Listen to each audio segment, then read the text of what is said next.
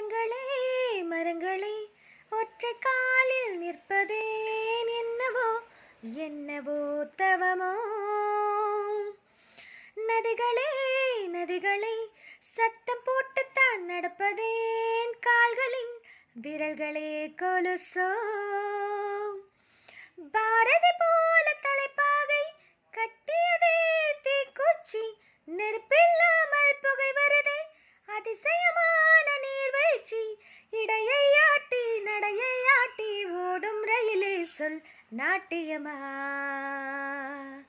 ஏ நாட்டியமா.